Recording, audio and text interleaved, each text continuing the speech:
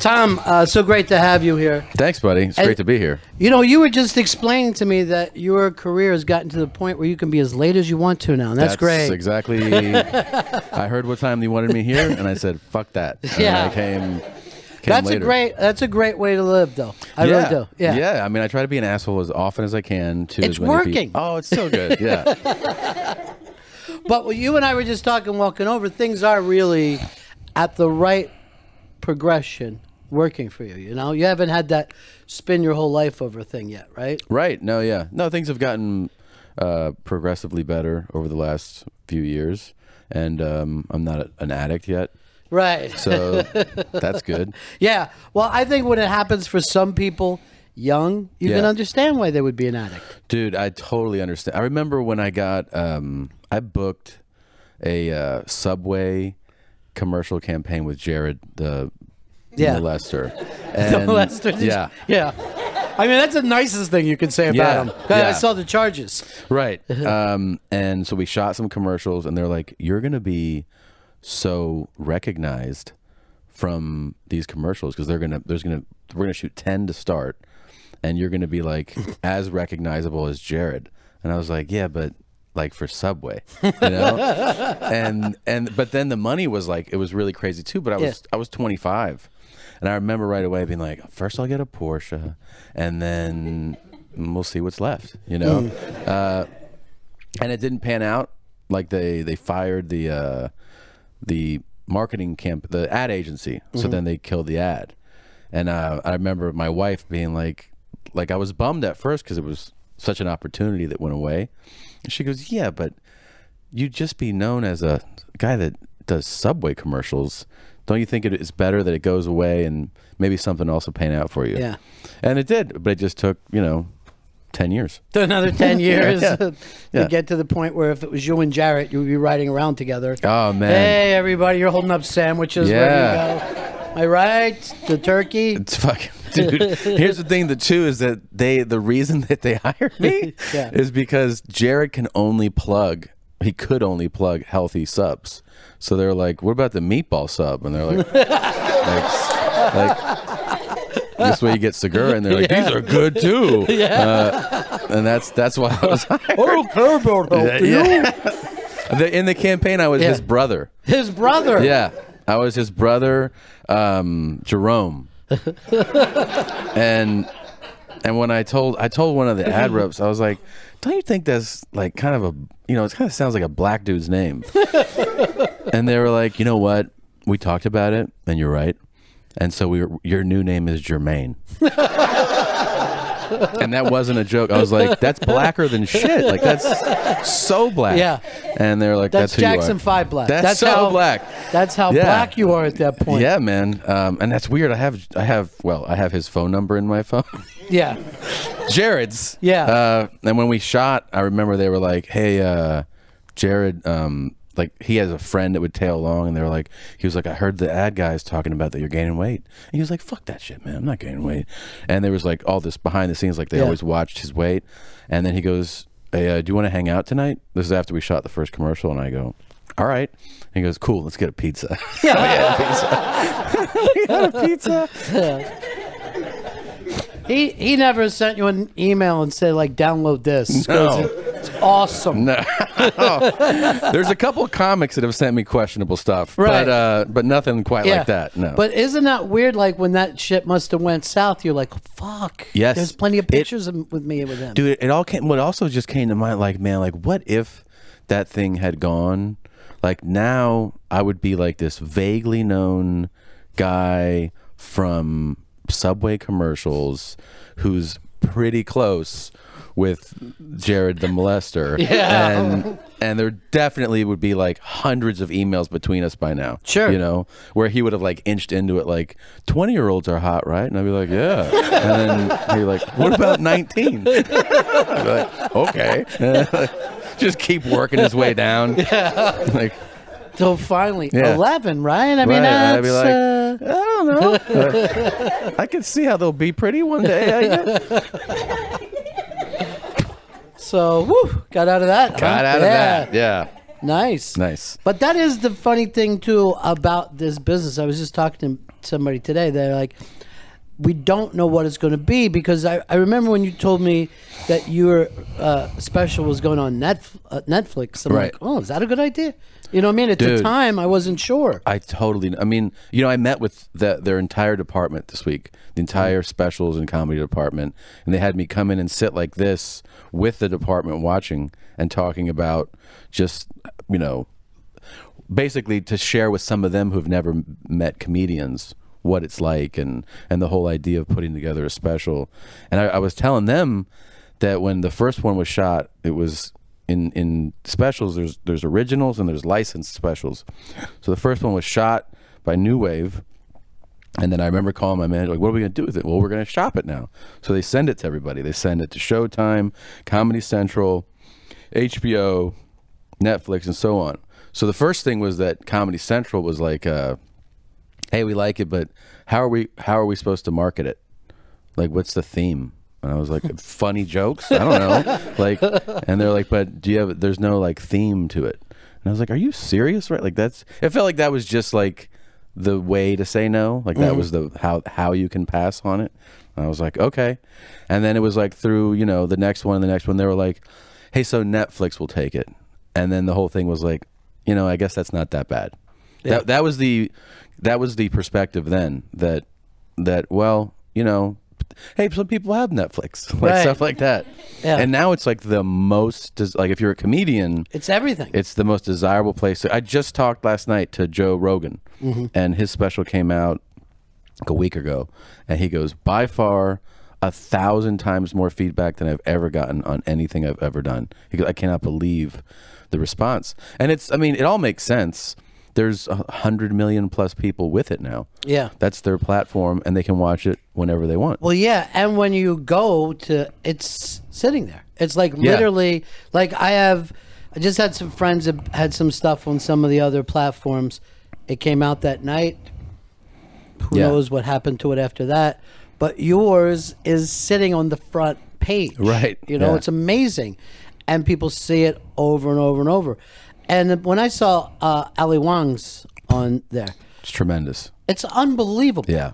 And I'm like, let's just watch it again. You know what I mean? Like it's that. Yeah. So, and I think that happened with a lot of people. It has. Well, it's happened. I mean, it's happened with a lot of people, but you know, it still has to be special for it to really work out. Like Ali's, you know, is really good, and she is now experiencing the benefits of that.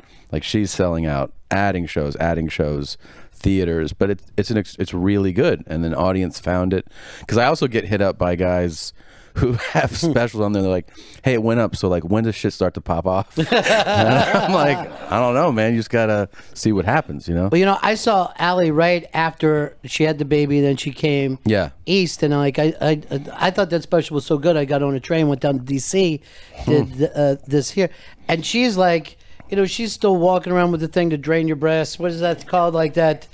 Yeah, it's a breast pump. So she's like, I need 5 minutes before we do. So, and she's like, and I'm like, man, this special, has you beaten? She goes, this is the first time, but it's sold out. So I think this is good. And I'm like, oh, dude, wait. You just it's wait. Really good. Yeah, I just did some shows with her in Texas, and I just keep encouraging her to spend money. Cause she's so not used to the checks that she's getting. I'm like, she's going to Hawaii, and she's like, I got an Airbnb. I was like, cancel that shit right now. And I was like, here's the link to the Four Seasons. Stay there. Because she's not trusting in it yet. Well, I think it's so fresh. Yeah. It's so new. But like I think she just added like 6 shows at this theater in LA. She'd added 4 or 5 here. Town Hall or something. Yeah. She's giant coming back to New York. I mean, that's really, really a big deal. It's a huge particularly when she was living in here not too long ago and running around Brooklyn doing, you know, whatever these mics were. It's like you can't predict that to happen. You know what I mean? Like those things, it's like everything aligns. You have the platform, which is what they provide you, Netflix. You have the only thing you truly control as the comic is your material and your performance.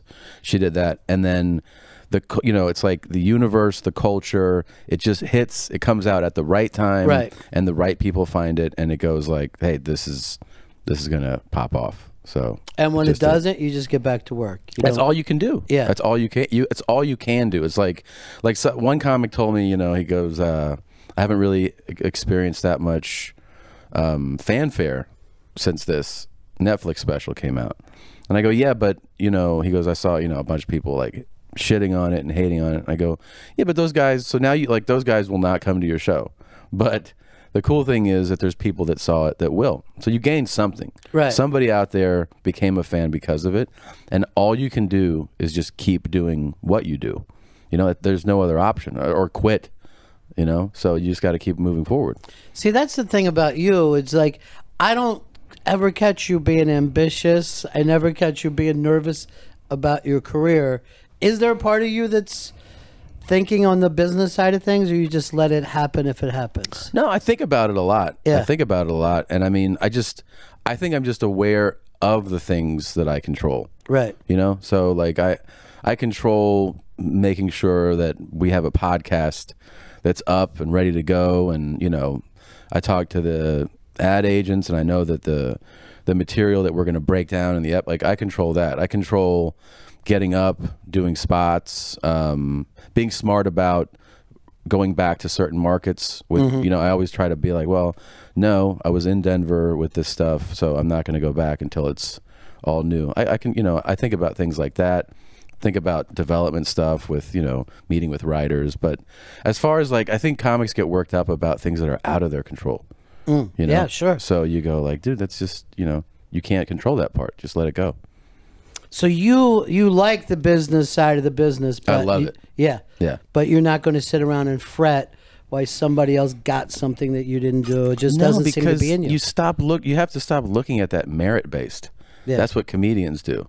Why'd you get that? How'd you get that? It's like, dude, you just got it. Like, it's not always because that person didn't sell 1,000 more tickets than you sold because they're 1,000 tickets funnier. You know, Right. It's just like, that's just the way things develop. That's just the way it goes. Like, you can't worry about the little details like that. You just worry about doing your work, and things will happen if you just focus on that. Well, here's something about you that I noticed, and I was back from watching the last couple of specials, and you probably deserve some money back from the theater on this, because you use less stage than any comedian I've ever seen in my life.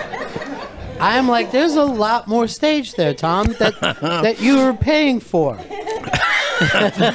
Yeah, you're totally right about that. You know, I almost feel like I should apologize to my cousin, Brian. So, like, my cousin, the first time he saw the first special, he's like, hey, I saw your special. And, like, with family, honestly, all you want to hear is, like, great job. Right, that's like, it. That's it. So he goes, you really don't move that much. And I'm like, that's your feedback on this shit? And he goes, I just think, you know, if you were to like even do some little things, just, I'm like, fucking dance around or something. And he's like, well, you know, just like pick up a bottle of water and kind of like, he's like, it would be more engaging to the eyes. I'm like, why don't you worry about what you fucking have to do, okay? And then since that special, like, people message me and they're like, you're so lazy. You just stand there. And I'm like, wow, this is really something people notice. So on the second special, it's funny, if you were to actually look side by side, I'm a fucking marathon runner in the second one. And that's just because I do this a couple times and like I take 2 steps this way and back. But I've never been funny enough, when I started doing stand-up, I was so obsessed with Chris Rock that I would just mimic him. And like, I'm not even aware of it. I was pacing, like, you know how he like paces the stage and crouches, and I have footage of it, and I'm far too ashamed to ever put it up. But like, I think the more that I kind of settled into it, I just don't fucking move, man. I think that's so great, because no one would think you and Chris Rock, but that's what got you on stage. That's what did it at first. It's great, you know. And I actually did a show. This is so weird. Like last night, I did a show. I didn't mean to. I had dinner with my agent, and he goes, "Oh, Chappelle's over at the Gramercy, and some of the Live Nation people are saying, do you want to come by?"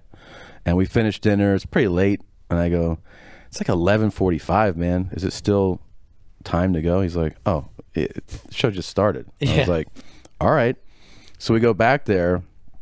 Dave Chappelle, who I've never really met. I mean, I've like stood next to him. I go in his green room, and he's like, "Do you want to do some time?" And my immediate answer was like, "No." Like, I just came here to hang out, and I'm full. I just had dinner, you know. And then someone else was like, "You don't want to do time?" And I was like, "Not really." And then the other guy's like, "Are you seriously not doing any time?" And I go, "I think I should do some time." And they're like, "You should do some time." So I was like, "Okay." So I do like 8 minutes or something, you know. I get off, and then they're like, "All right, Dave's going up." I was like, "Great, I can't wait to see this." Dave goes up, and then like 10, actually before he goes up, sorry, he comes in the wings. There's a DJ on stage. He comes up with Chris Rock and they're just like laughing and talking. And I was like, "Oh shit." And I've never actually met Chris. Yeah. I've just seen him a couple times do spots. So now I'm like a stand-up comic me again, just like googly-eyed watching them, you know, because Chris was like absolutely my favorite. And Dave goes on for like 15 minutes, and then Chris just walks out, and the place goes bananas, and then they just sit there and riff for like hours. Yeah. And I was just mesmerized by it, man. Was there any point where you thought, "Hey, I'm on this show too. I'll walk back out to everybody"? I really thought about it, and I thought about how many, like, the parade of booze that would ensue. They're like, "Fuck you!" Like, yeah. How did it feel being in front of his crowd as well, though? I mean, is that something that no matter what the crowd is, can you adapt?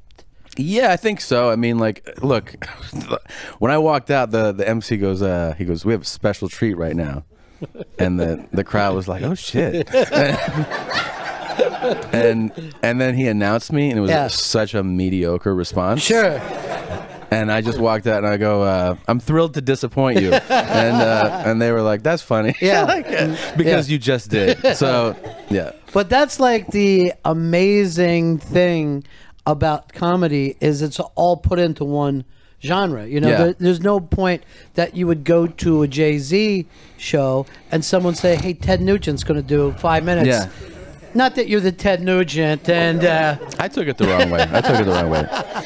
But you know what I'm saying? Yeah. Like, everyone just expects, "Hey, funny is funny," right? And it'll work anywhere.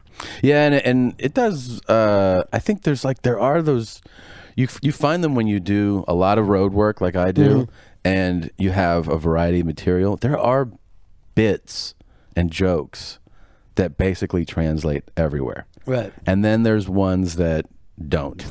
And there's ones that you realize also, like, as you develop and you develop a fan base, sometimes you don't even think about that some of the stuff that you're doing, it's that, like, that audience is already invested in who you are. Right. So they know, at least there's context to your point of view that a new audience would be like, "Where is this coming from?" Particularly when you podcast, because they get to know you on a level that people never knew comedians before. That's true. You know, in a way that people, let's say, Dennis Miller's audience never knew him, or Jerry Seinfeld's. Right. You know, they know you. They know stories that you never would have taken to the stage. Absolutely. Yeah. Yeah, and then it's like there's bits that start in podcasts that you never assume would go to stage, but they do. You start having conversations like this, and if you start saying something, and then you're like, "Oh, I guess I'll try that," after the fact. It's like I've listened to stuff on a podcast and be like, "I'll try that on stage," and then it becomes a bit. So it goes, like, both ways. Well, I was telling this to somebody not too long ago, because I've been doing radio a long time. Before podcasting, there weren't a lot of comics that could come on the radio and be funny. Right. But after podcasting, it's amazing. Even a lot of the young guys can just walk out and be conversationally funny. Yeah, the art of having the conversation, basically, right? And it also highlights how bad so much radio is, too, right? I feel like, so many radio people, for someone who does a lot of radio, there's so many radio guys that aren't good at conversation. And you kind of go, like, how are you not good at this? Like, you don't know how to, I guess they're used to, like, a different style. Well, they're used to 8 minutes. They're used to entertaining the audience the way a a 45 record entertains the audience. Right. You got 3:45. Yeah. And then you better move on to the next thing. Yeah. And be funny that way. Segmented commercials. Boom. Yeah. So they're not ever in the moment of the conversation. There's guys I've gone on the radio where guys like, hey, we're coming back from break. We come back, just take over. All right, here we go. Like that. And I'm like, take over? Yeah. What are you talking about? And they're like, it's your fucking world, right? Just go ahead. And I'm like, I'm not going to do anything. Yeah. And they're like, I'm going to sit right here. Yeah. And you better lead the conversation. Then one guy told me, he's like, oh, you know, I was in here last week. He took all his clothes off, and I was like, how'd that work for the radio audience? Is that funny? Make what happened last week happen again. Yeah. Well, you do local TV, too, and I'm always looking for any of this shit that you do on the road because it's so cringeworthy. Yeah, it's so uncomfortable. Yeah. When did that start? How did that happen when you're out doing a local TV news show? And I guess these are like 9 o'clock in the morning or... Yeah, sometimes even earlier, sometimes 8. It started actually, I want to say early this year where, you know, it used to be when you don't sell any tickets, people don't realize like that power dynamic of comedians and the clubs and everything with ticket sales. So when you don't sell any tickets, which is the majority of your career, of my career, you know, they just, whatever they tell you to do, you just say like, yes. And that you understand that like you have to do it, like you haven't sold a lot of tickets, so they do these elaborate press schedules for you where it's like, we're gonna pick you up at 6, and you're gonna do like 11 radio stations and then 3 TV stations, and you're like, is this gonna work at all? Because in some markets do have very effective radio, but like with the morning TV stuff, you're always like, do you think that the most likely lady that's watching Good Morning Toledo is going to see me and be like, I want to go see that guy tonight. You know what I mean? Like, so this year, it's like I would have a gig booked at some club, and I'd get the call, you know, like Wednesday, hey, you're all sold out. All 5 shows, all 6 shows sold out. Great. And then they'd go, hey, do you mind doing press Thursday? And I'm like, why? Like, it's all sold out. And they're like, it would help us. And I'm like, okay, I'll do it. So I'll do it, but since it's so awful to do in TV, it's like, first of all, it's 3 minutes, and they'll do things like, it's always the same, like, what can people expect this weekend? And you're like, fucking jokes, you know, or like, what will audiences see? You're like, they'll see me do stand-up, like, and they basically are trying to get you to get into a bit or something, and it's super uncomfortable. So I just decided that, like, I was making jokes with my wife about, like, you know, at first that I was going to become a DJ, and that I was, and she was like, how much are you going to spend on DJ? I was like, 20 grand. I don't know, like whatever it takes to get started. And then I developed kind of a DJ persona, I did buy turntables, and she thought it was way more expensive than it was. But anyway, so I just went in character once as DJ Dadmouth to.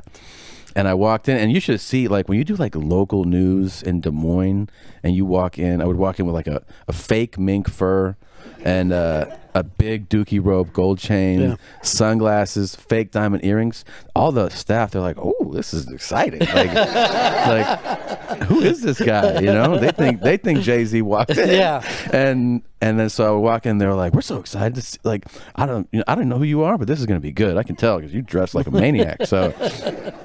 And then I would just go in, and they're like, so you're doing shows this weekend? And I would be like, it doesn't even really matter, man. It's all about the after party, you know? And then you look over at the club rep, and they're like, what are you doing? And I'm like, it's sold out. Who cares? So I would just start like riffing like that. And then I remember I did one in Jacksonville where I announced that I'm non-binary, like that I don't have a pronoun, you know?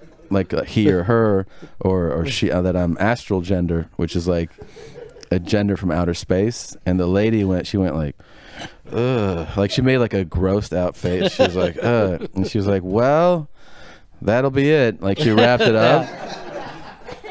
And she was the only lady of all these stops I did that didn't say bye. Like, you know, when you wrap up, you're like, hey, she was like, she made a beeline for the other ways.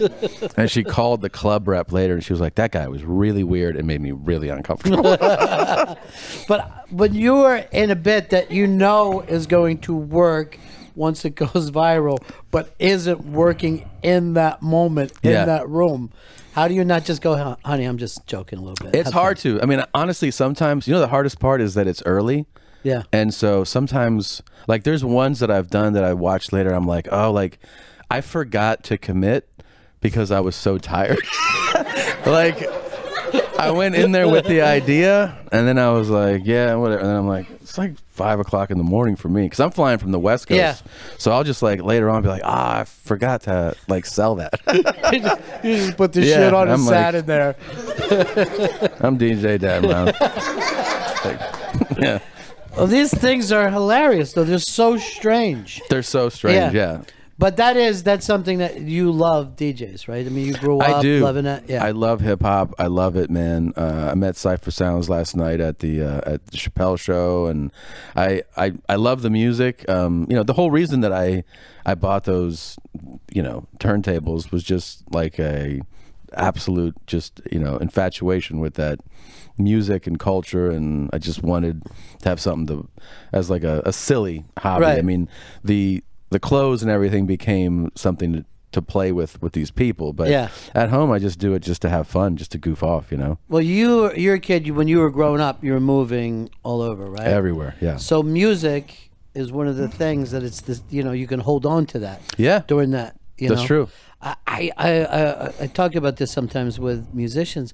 People forget when you're young how important music is to you. Yeah, and there's certain people, certain albums that you almost owe your life to. Yeah. You know? And they never find out. It's true, man. It's true. And I also remember that, you know, when I was a kid, hip hop was called rap. That was the section in the music store. And it was like as far as my hands, it was like 2 feet. It was like I could name all the artists in it, you know, like now it's a mega genre. But everybody was always ready for rap to end its thing. Absolutely, you know? Yeah.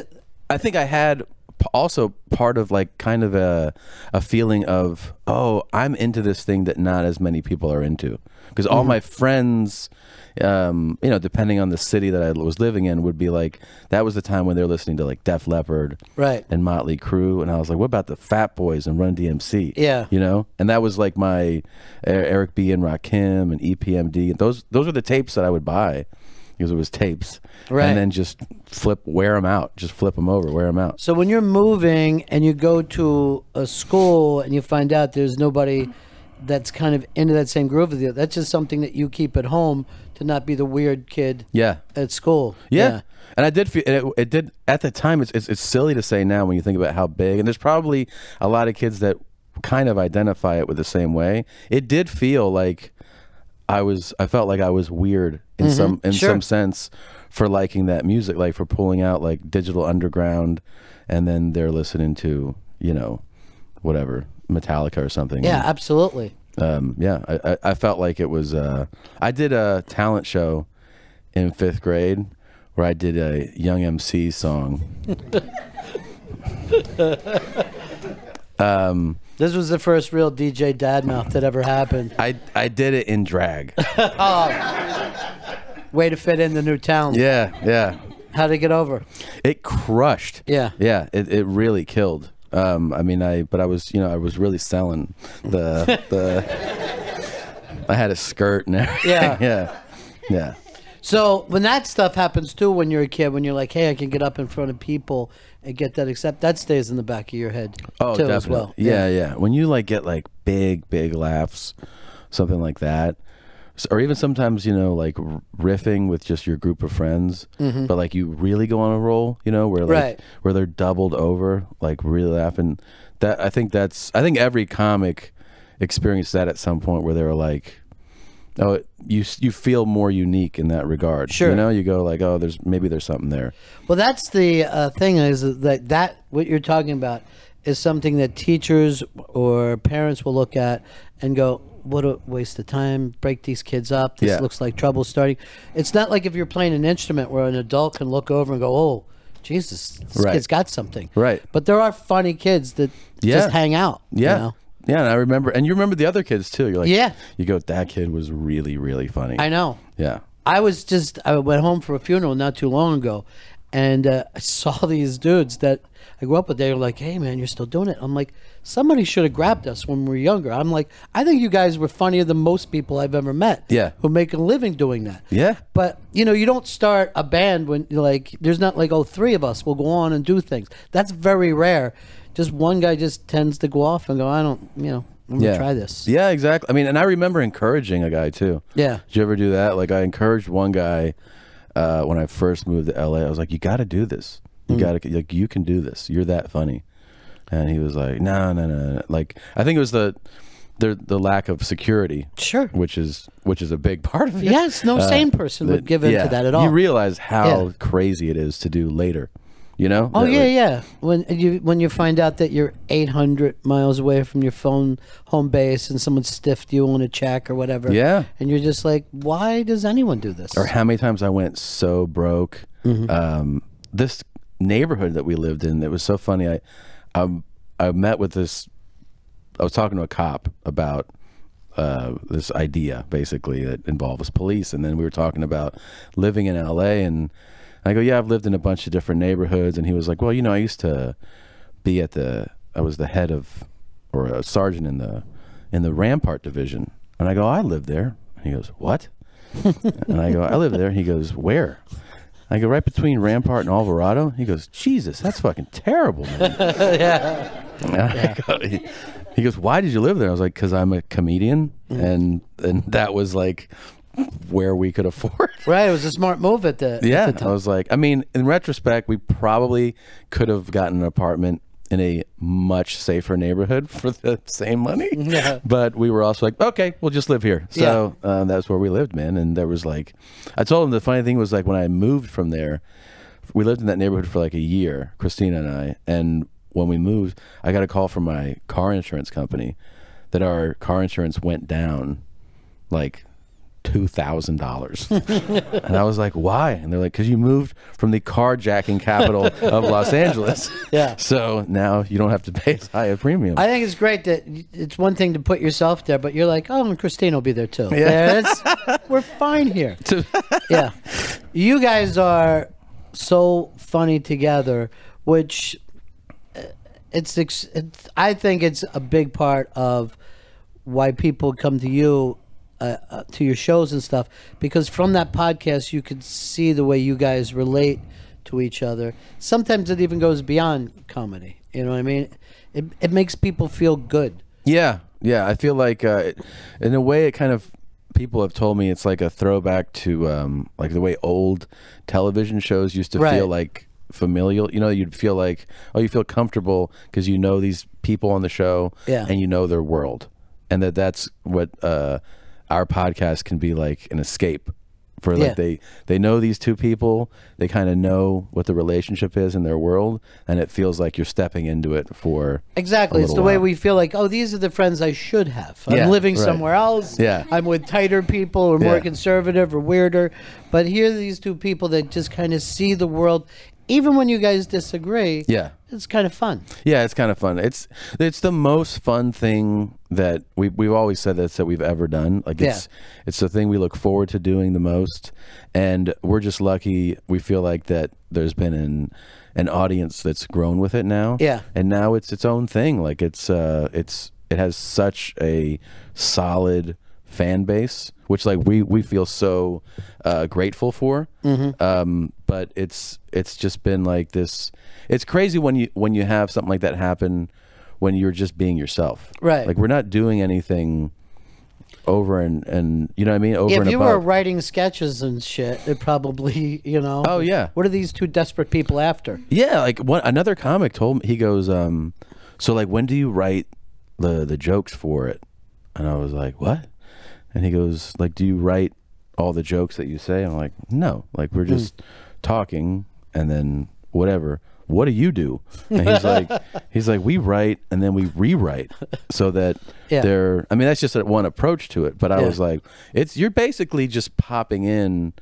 That's what Christina always says. Like, we're just talking about the thing we would have talked about, but there's just mics there. Yeah. So and that's really accurate, you know. All the inside jokes and like slang that comes out of it is stuff that's in our house without the show. Right. And you just put it on the show. But also with her, and you and I were just talking about this before we walked out. There's something about a funny girl that's so oddly sexy that you don't even know where to put it. Yeah. And, you know what I mean? Like, there's no genre to line up other than funny ladies are unbelievably sexy. And I could make a list of them. Let's start it. Here we go. I'm gonna go Tracy Ullman right off the bat. And Tracy Ullman came in and did this show one time and just fucking owned me for an hour, man. Yeah. I was just sliding down the fucking... Yeah. Joan Rivers would do my show, and she was unbelievably crazy sexy. Awesome and owns the room is Amy Sedaris when phenomenal. And I used to actually just get a kick out of watching her own Letterman. Yeah. Because you could tell that he had that same affection for her. Like, he gave it over. Yeah, he would be like, and he was just smitten with her every time. When Sandra Bernhard used to do Letterman in the early days, he never was that good again. He never was as good as trying to keep up with her. Yeah. Fran Lebowitz would do a show. Crazy good. Yeah. But for some reason, no one ever brings that up. And I think your show really showcases that.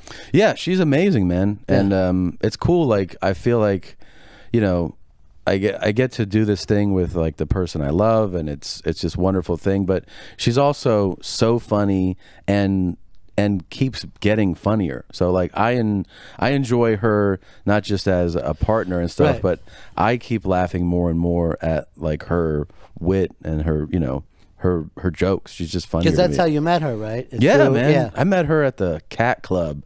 Yeah.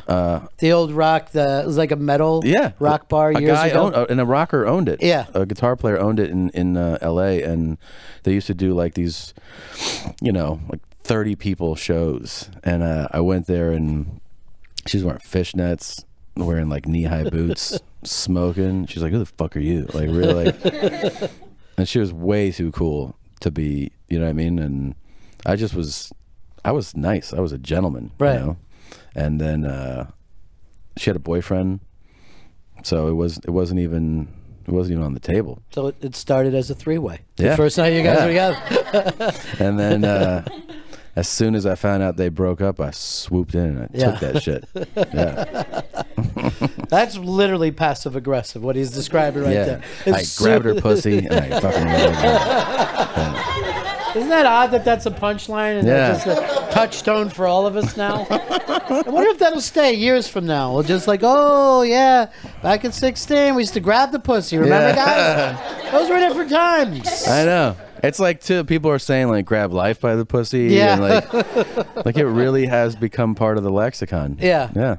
So that was, I mean, as soon as you guys hooked up, you like knew, okay, this is the one for me, right? It was that quick. I really, really, really liked Christina. I was like, she had kind of an attitude, which I liked a lot. Like she wasn't like when I used to go out with girls and they were like, okay, whatever you want to do. I was like, But she was like, whatever, and just had a little edge to her. Yeah, and I was super attracted to it. So now you guys are a family. Yeah, that's weird, right? It is weird. Yeah, it's so cool. It's the coolest thing. It's a lot of, you know, it's life changing, obviously, but it is the coolest thing. Like we're so just in love with this little boy. It's the coolest thing. Isn't that the nuttiest thing that happens? Yeah. Isn't that nutty as like when you just think of, oh, if I was stuck in a Schindler's List situation, I would pick someone over my wife in a heartbeat, and she would pick somebody over me in a heartbeat. Oh, yeah. You don't realize that what happens that quickly. I mean, like we talked about, like if someone was like life raft, you know, and she goes, if it was you or the baby, you know, choose the baby in a second. And I was like, not only would I choose the baby, I would hold you under the water. just for the thrill, you know. And that's literally the most loving thing that you could say, but you don't realize that before. And people go, really? You wouldn't pick your wife? I go, my wife would have killed me. She would have come back and stabbed me to death. The crazy thing too is like, you know, it's all the cliches you've ever heard about parenthood, but the thing that like it really stands out is that, you know, with each day, especially in this phase, my son's 10 months old, they get there's a little more development, there's a little more personality, and that makes you more gaga over them, you know, because like they just do one little thing and you're like, God damn it, I love you even more than I did yesterday, you know. It's that, like, it just blows your mind. There's stuff that reminds you of people that you've known in your family and stuff that you've never seen before. But you were in when he was born, you did all that kind of stuff? Oh yeah. Oh yeah. That's a hell of an experience, right? The delivery? Yeah. Yeah. It's pretty, you know, it was the thing that stood out. First, there was just an annoying nurse. That's what I remember the most. And then there was a shift change during the delivery. Right. So like we finally like were like with this one nurse who's like working us through, and like I'm holding Christina's leg and she's pushing, and then she's like, well, it's 7, I gotta go. And like and then so Christina's spread eagle, and then another lady walks in and Christina's like, just have a look, like which they're gonna do anyways. But then she's like, wait, you're leaving? And the lady's like, yeah, I gotta go. And she's like, well, another lady comes in. So that was like this funny thing about that delivery. It was like they treated it like it was a restaurant shift, you know. Yeah. But it was for childbirth. Right. Yeah, so it's just work to some of those nurses. Yeah, it's just work. Yeah. That's why a lot of people end up going in a different direction, have the babies at home and stuff like that, because you realize it's more life-changing than anybody. Yeah. You know. Yeah, we're that's one thing we're the same on. We're like, no. Doctors, close to the hospitals. Yeah. Give us, you know, IVs, like all that stuff. You got an IV too? I wanted one. I got an epidural. Yeah. He couldn't move from the hips down. He's just there like, guys, we're going to get there. But that's, you know, well, when you're on the road and you're away from the kids too, particularly at this age, you can come back and almost meet a new dude. Dude, you know? It happens every week. Yeah. Every week.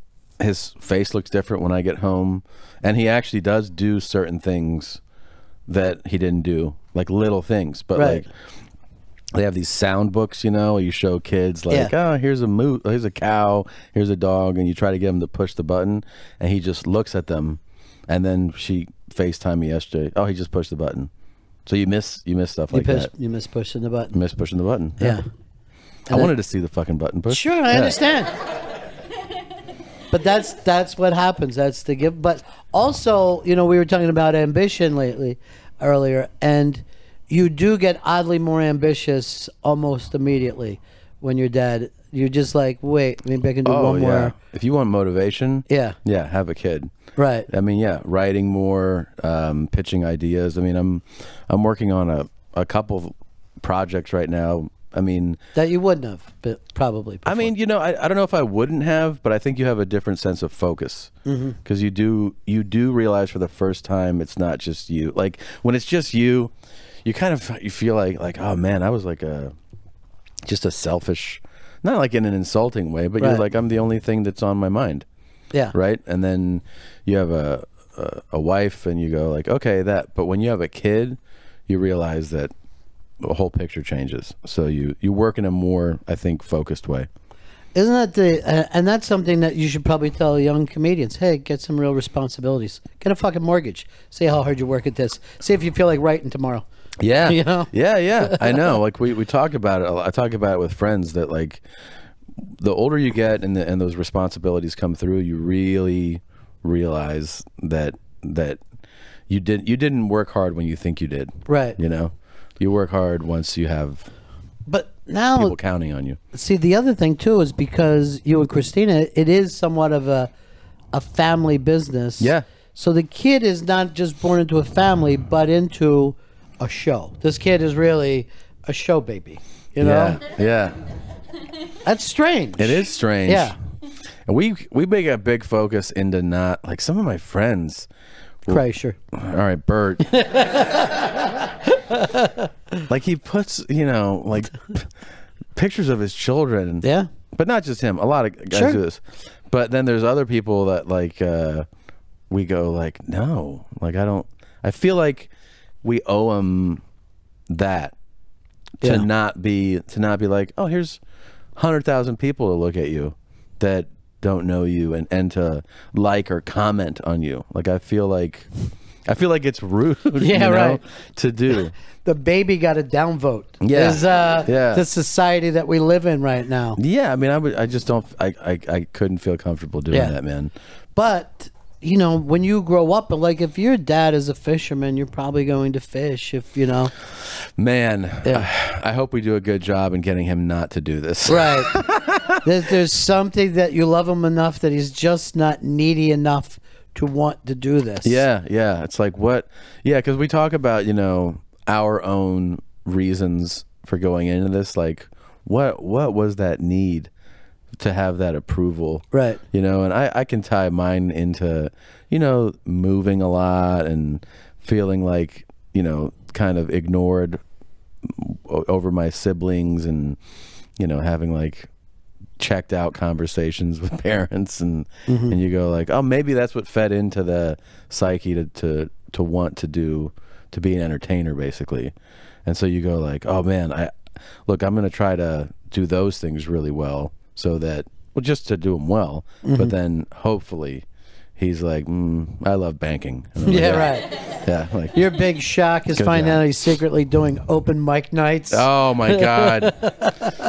Are you sure you're just not gay? Anything else? But you know, I always think, like, if you look at Rob Reiner and his... But then, by the way, I would be like, hey, dude, you cannot use my fucking last name, all right? Like, oh, you'd make him go off into his own. Absolutely. You can't fuck with what I'm doing up here. Yeah. You're open micer, and they'll say Segura, and they'll come see your sorry ass? No way.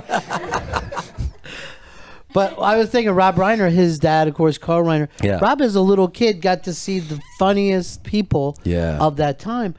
And your kid is going to go through that whether it's conscious or not. Right. He's going to know not only are his parents funny, but everybody that comes over. Yeah.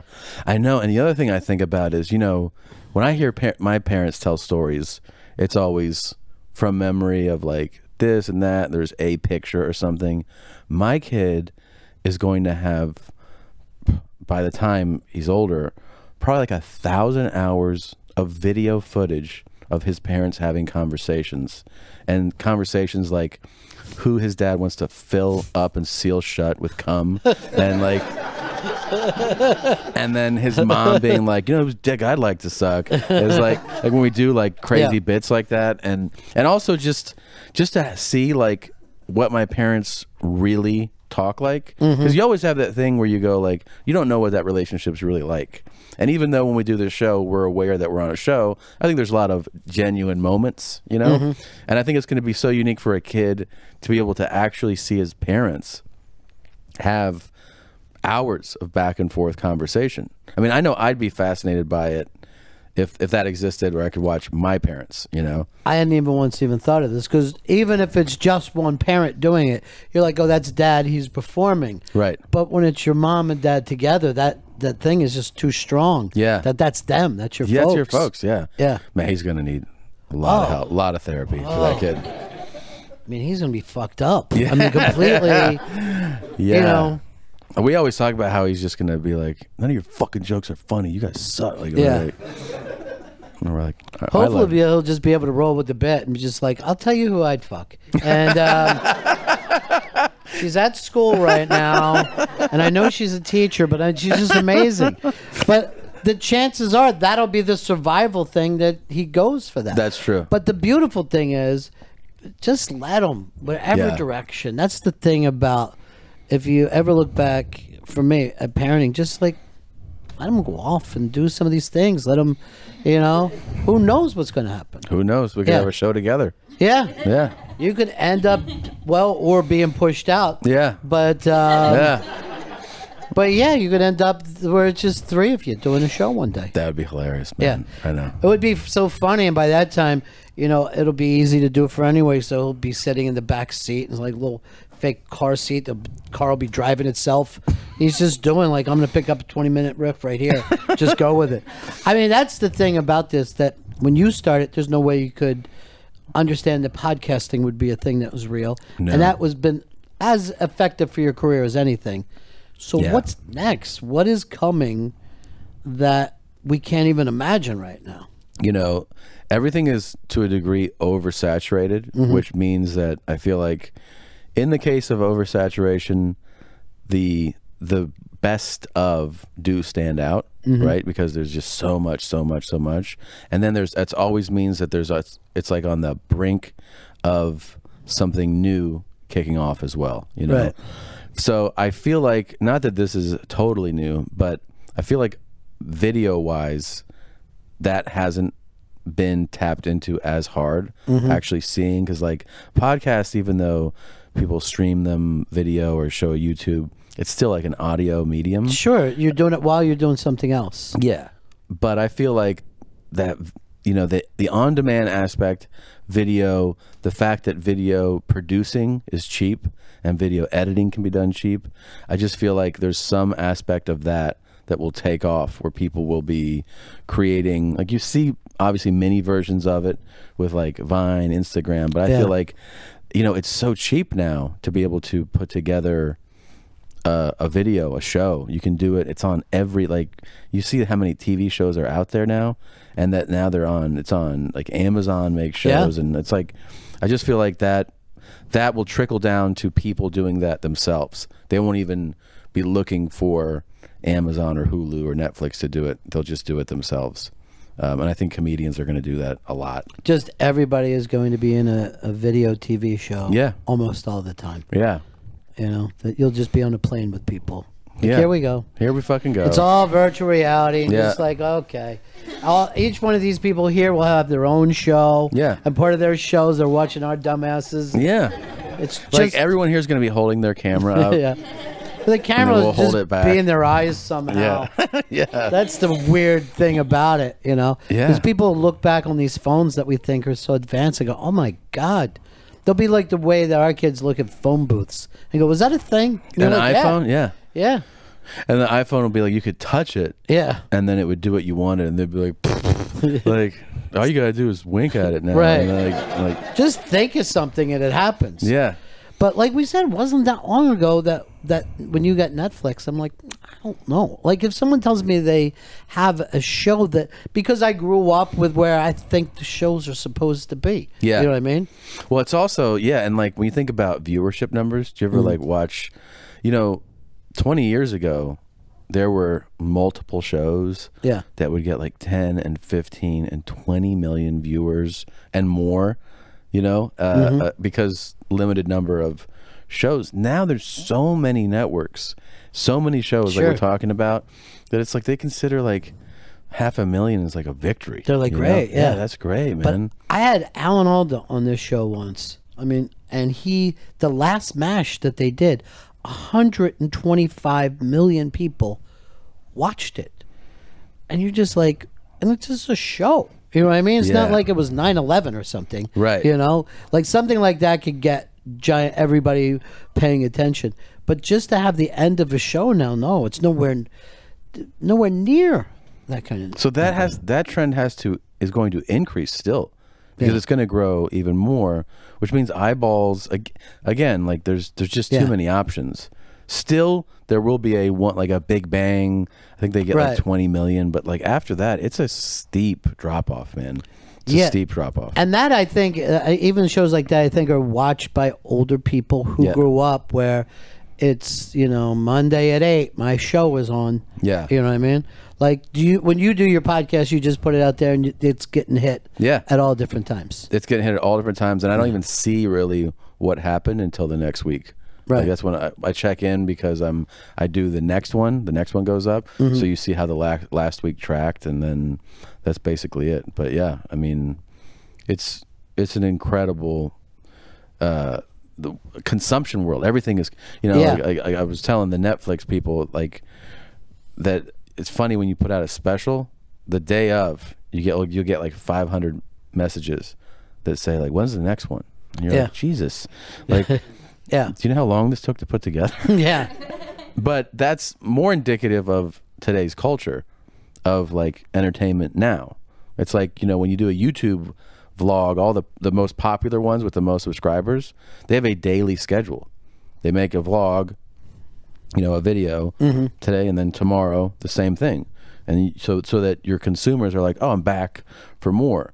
But that has like spilled into things like, you know, Netflix shows or stand-up specials where they go like, I saw your special, so when's the next one come out? And you're like, fucking 2018? Yeah.